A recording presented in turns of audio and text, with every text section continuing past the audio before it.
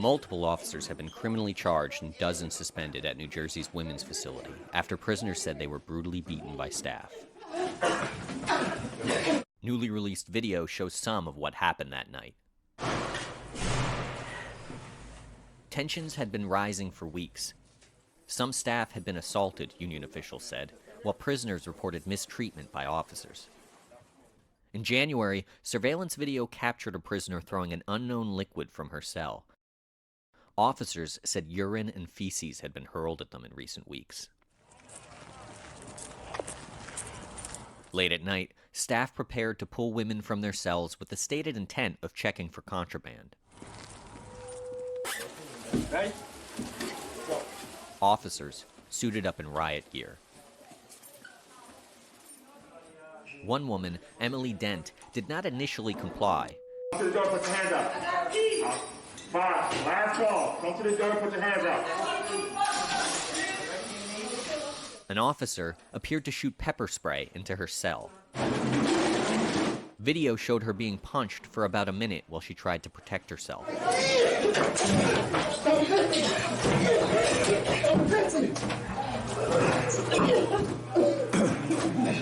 Dent was later diagnosed with a concussion. Another woman pulled from her room was Desiree De Silva. Why would y'all punch on me like that? For no reason. Like, y'all literally was just punching on me. For what? Officials later said she suffered a broken right orbital bone.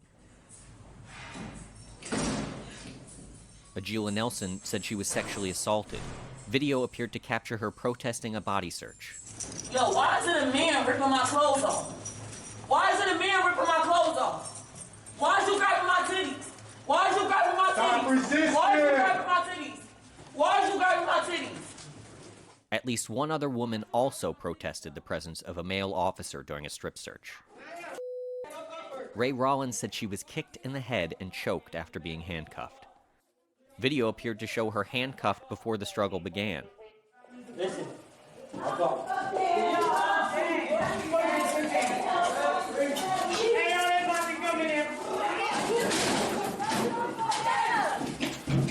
Sometimes it's hard to see exactly what's happening in the videos. A state report said that may have been to avoid detection of excessive force.